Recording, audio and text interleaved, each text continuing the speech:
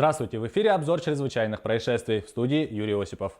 Сотрудники ГИБДД установили и задержали водителя, совершившего наезд на ребенка на Вилюйском тракте в Якутске, передает пресс-служба УГИБДД МВД России по Якутии. Причину оставления места ДТП мужчина пояснил тем, что испугался ответственности из-за отсутствия права управления транспортным средством, сообщили в управлении. ДТП случилось 17 сентября.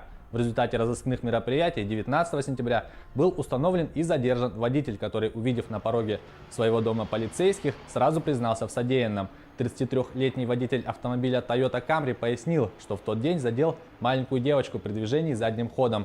После инцидента он подошел к несовершеннолетней и предложил помощь, однако школьница, отряхнувшись, сказала, что все в порядке, и ушла в сторону жилых домов. При проверке по базе данных выяснилось, что мужчина не имеет права управления транспортными средствами. Позже он признался, что именно по этой причине, испугавшись, не сообщил о ДТП в дежурную часть ГИБДД. В отношении нарушителя составлены административные материалы. Кроме того, по факту получения травм несовершеннолетним возбуждено проведение административного расследования, по окончании которого виновник будет привлечен к ответственности. Пострадавшая в ДТП 19 сентября девочка в селе Сунтар Сунтарского района Якутии находится в хирургическом отделении Сунтарской центральной районной больницы. Об этом сообщили в Минздраве республики. Девочка, пострадавшая от наезда автотранспорта, сейчас находится в хирургическом отделении Сунтарской больницы. Она получает все необходимое лечение. Состояние средней степени тяжести, сообщили в министерстве. ДТП произошло на улице Вилюйская в селе Сунтар. Мотоциклист без прав сбил ребенка на пешеходном переходе. Школьница проезжала дорогу на велосипеде. Учащийся 7 класса одной из школ Якутска угнал автомобиль ВАЗ-2107, сообщает пресс-служба МВД по Якутии. В отдел полиции России Якутска обратился пожилой мужчина по факту угона его автомашины ВАЗ-2107, которая была припаркована во дворе по улице Кузьмина. В ходе реализации оперативной информации сотрудники отделения по раскрытию краж и угонов автомототранспортных средств уголовного розыска обнаружили угнанную машину, брошенную на территории ГРЭС, сообщили в пресс-службе. Полицейские установили подозреваемого в совершении преступления. Им оказался 14-летний подросток. В ходе проведения следственных действий подросток в присутствии своих законных представителей дал признательные показания. Выяснилось, что подозреваемый, найдя подходящие ключи от машины ВАЗ, взломал дверь и совершил угон, после чего покрасил в черный цвет и бросил. Возбуждено уголовное дело. Автомашина возвращена владельцу в исправном состоянии. Лось, запутавшийся в проводах в Эмиконском районе Якутии, обнаружен мертвым. Неизвестные разделали внутренние органы и голову лося. Об этом сообщает пресс-служба Минприроды Республики. Первое сообщение о запутавшемся в проводах лосе поступило 17 сентября. Очевидцы сняли его на камеру, но не смогли помочь попавшему в беду животному. Инспекторы выехали на место 18 сентября.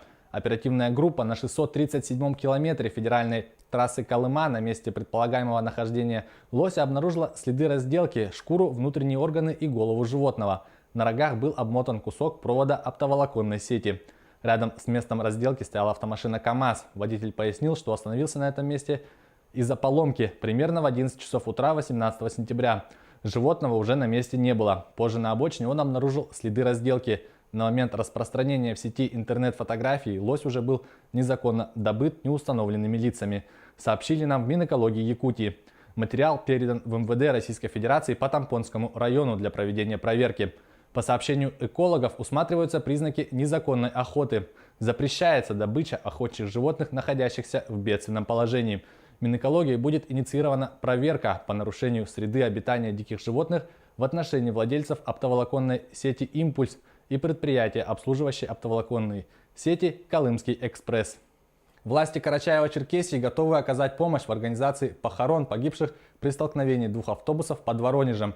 Тела будут доставлены в республику в четверг. Об этом сообщает ТАСС со ссылкой на министра здравоохранения Карачаево-Черкесской республики Казима Шаманова. Ранее сообщалось, что в ДТП погибли 5 жителей республики. По его словам, состояние всех пострадавших, находящихся в больницах Воронежа, стабильное. Родственники пострадавших в Воронеже бесплатно размещаются в гостинице и обеспечиваются питанием. Ранее сообщалось, что после аварии с участием 2 пассажирских автобусов пострадали 12 жителей Карачаево-Черкесской республики. 9 из них госпитализированы. 6 находятся в Воронежской больнице скорой медицинской помощи номер 10. Еще 3 в Воронежской больнице номер 1. Авария произошла во вторник вечером на 525-м километре трассы М4 Дон в Новоусманском районе Воронежской области. Автобус «Неоплан» врезался в остановившийся на обочине автобус «Вольво». В автобусах находились 24 человека. Погибли 5, все они жители Карачаева-Черкесии. Автобусы направлялись из Москвы в Пятигорск и Черкесск. Следственный комитет возбудил уголовное дело. Канадским спасателям удалось снять редкий огненный смерч. Кадры получились впечатляющие, однако стоили им пожарного рукава. Редкая огненная торнадо попала на камеру канадских спасателей.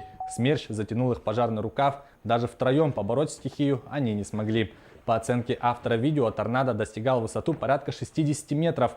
В августе в Канаде зафиксировали порядка 500 лесных пожаров. Власти были вынуждены объявить режим чрезвычайной ситуации.